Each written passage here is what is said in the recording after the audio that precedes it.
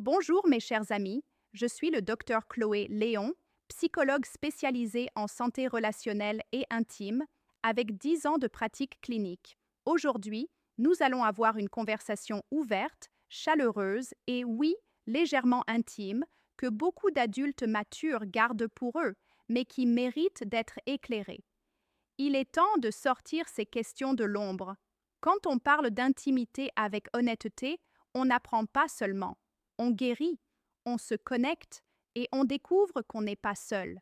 Bienvenue dans cet espace sécurisé pour parler de la vraie intimité, du vieillissement avec confiance, de garder son corps fort, son esprit vivant et ses relations joyeuses.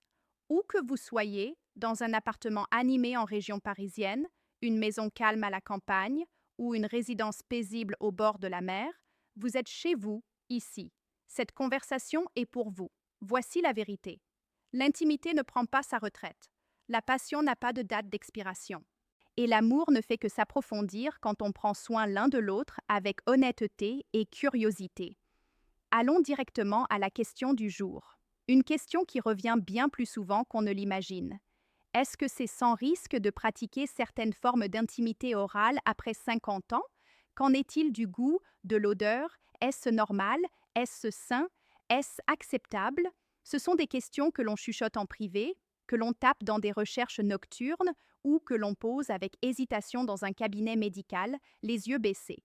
Aujourd'hui, nous allons en parler ouvertement et sans honte.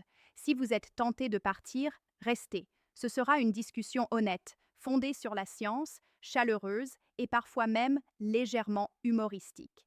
À la fin, vous vous sentirez informé, rassuré et probablement plus connecté à votre partenaire. Avant de commencer, dites-moi en commentaire d'où vous regardez. J'aime voir la communauté mondiale que nous créons ici. Cela nous rappelle que les questions d'intimité, de santé et de connexion nous unissent au-delà des frontières et des générations. Partie 1. Une vérité culturelle, souvent ignorée.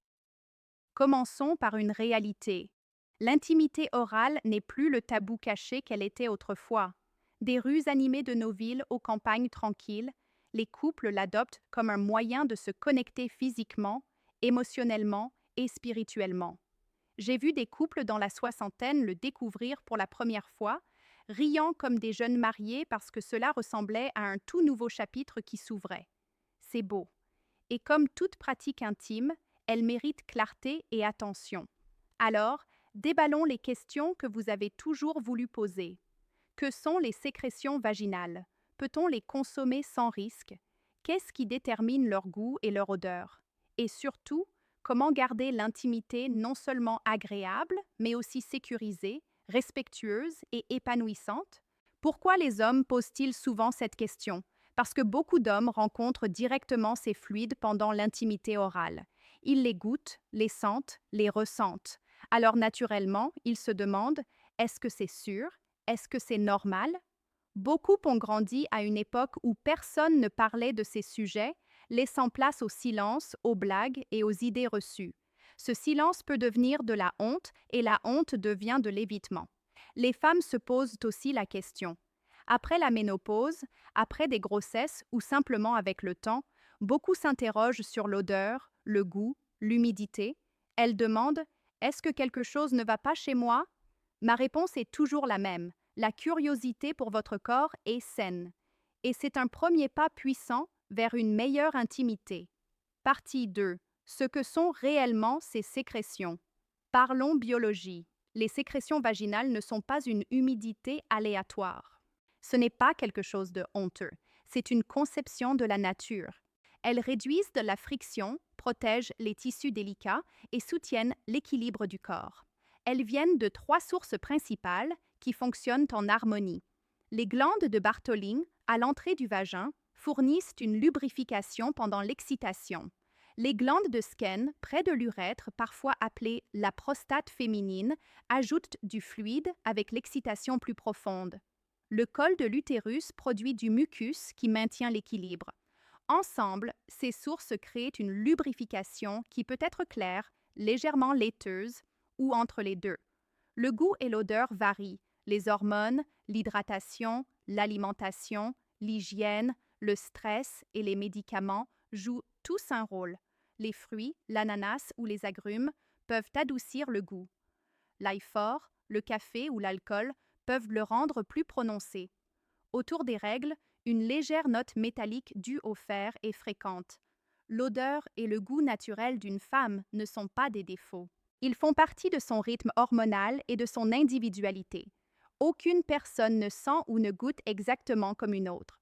Partie 3. Quand l'odeur ou le goût semblent différents. Parfois, l'odeur ou le goût semblent différents. C'est fréquent et souvent simple à résoudre. 3 raisons fréquentes. La chaleur et la transpiration coincées par des vêtements serrés non respirants. Une trace d'urine due à un essuyage rapide ou à des installations limitées. Des déséquilibres comme la vaginose bactérienne, odeur de poisson, ou la candidose, odeur de levure, type pain ou bière. Ce sont des problèmes courants et traitables. La gêne tue l'intimité. La connaissance la restaure. Si quelque chose semble différent, ne vous retirez pas. Cherchez des solutions douces. L'hygiène faite avec bienveillance soutient la confiance. Un rinçage rapide avant l'intimité, juste de l'eau ou un nettoyant doux non parfumé, peut aider les deux partenaires à se sentir frais. Pensez-y comme se brosser les dents avant un baiser. Pas de la honte, de la considération. Les sous-vêtements en coton respirent mieux que les synthétiques. Évitez les douches vaginales ou les savons parfumés agressifs. Ils perturbent les bonnes bactéries et causent souvent plus de problèmes. Et messieurs, si vous remarquez un changement, ne plaisantez pas et ne critiquez pas. Offrez de la gentillesse. Suggérez une douche partagée. Approchez l'intimité en équipe.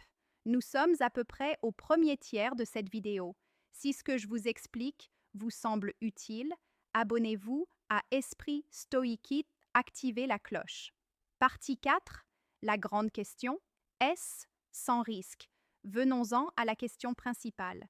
Est-ce sans risque de consommer ces fluides? La réponse courte et rassurante pour des partenaires en bonne santé est oui. Les sécrétions vaginales sont un mélange naturel d'eau, d'acides aminés, d'enzymes, de glucose et d'acide lactique. Elles aident à garder le vagin en bonne santé, lubrifié et protégé. Dans une relation saine, sans infection présente, les consommer n'est pas dangereux en soi, pas plus qu'un baiser profond en termes d'exposition microbienne quotidienne. Mais il y a des moments où le risque existe. Les infections sexuellement transmissibles, chlamydia, gonorrhée, syphilis, trichomonase, herpès, VIH, peuvent être présentes dans les sécrétions.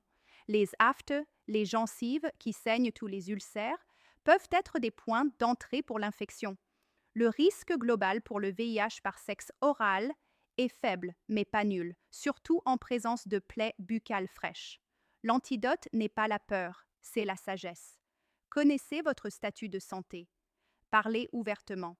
Testez-vous quand c'est approprié. Faites de la sécurité une valeur partagée. L'utilisation de protections, comme la digue dentaire ou un préservatif coupé en carré, réduit le risque et peut même être ludique si vous choisissez des saveurs qui vous plaisent. Partie 5. Un plan pratique en 3 étapes. Voici un plan simple. Étape 1. Ayez la conversation sur les IST avant d'échanger des fluides. À quand remonte ton dernier test? Veux-tu qu'on se teste ensemble? Étape 2. Utilisez des protections quand c'est nécessaire. Faites-en un jeu, pas une corvée. Étape 3. Faites du dépistage une routine de bien-être. 2 fois par an est un bon rythme pour les adultes sexuellement actifs. Si les deux partenaires sont en bonne santé et exempts d'infection, consommer ces fluides ne présente aucun risque particulier. Cela peut être simplement une autre façon de partager la proximité. Il y a aussi une dimension émotionnelle. Beaucoup d'hommes se demandent silencieusement « Est-ce que c'est respectueux? Va-t-elle penser du bien ou du mal de moi ?» Pour beaucoup de femmes, l'acceptation calme d'un partenaire peut être profondément valorisante. Je te fais confiance. Je prends plaisir à toi. J'embrasse chaque partie de ce que tu es. Ce message adoucit souvent l'anxiété, approfondit l'excitation et renforce la connexion. L'intimité après 50 ou 60 ans relève autant de la sécurité et de l'acceptation que de la technique. Partie 6. Les variations normales. Goutte, Odeur, texture. Les variations de goût et d'odeur sont normales. L'hydratation rend souvent les fluides plus légers. Une alimentation riche en probiotiques aide à équilibrer la flore. Les goûts forts, café, alcool, épices, peuvent apparaître dans les fluides. Les changements hormonaux modifient le volume et la texture. Plus fluide autour de l'ovulation, parfois plus sec après la ménopause. Le stress modifie le microbiome et peut intensifier l'odeur. Si une odeur persistante de poisson ou un écoulement de type fromage blanc apparaît, pensez à un déséquilibre traitable, pas à la honte. Consultez ensemble, comme vous le feriez pour tout problème de santé courant. La communication est le pont.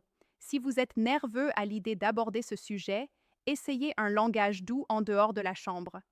J'aimerais qu'on explore davantage l'intimité orale. Comment tu te sens par rapport à ça? Si elle est timide à propos du goût ou de l'odeur, la réassurance compte. J'aime ton corps comme il est. Je te veux entièrement. Avant l'intimité, un rythme lent, des caresses affectueuses et un rinçage partagé peuvent transformer l'anxiété en anticipation. Partie 7. Le moment et le contexte. Le timing peut aider. Les fluides ont tendance à être plus clairs et plus doux autour de l'ovulation. Après la ménopause, l'hydratation et l'alimentation comptent encore plus. Certains couples font un rituel de fruits frais et d'eau pétillante avant, hydratant, symbolique et doux. Les moments de libération peuvent être vulnérables. Si un flot vous surprend, choisissez la présence plutôt que la panique.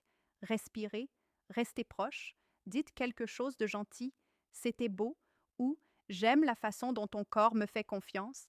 Une réponse douce peut transformer toute une vie de gêne en liberté. Votre stabilité dans ce moment approfondit sa confiance et réduit souvent votre propre anxiété de performance.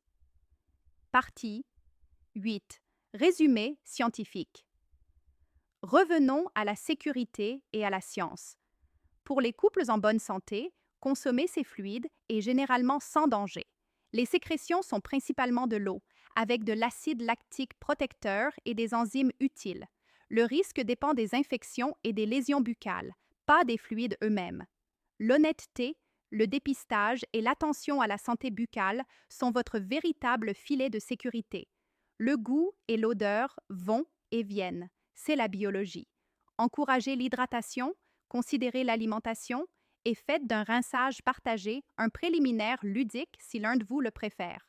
Si quelque chose semble anormal pendant plus de quelques jours, consultez un clinicien.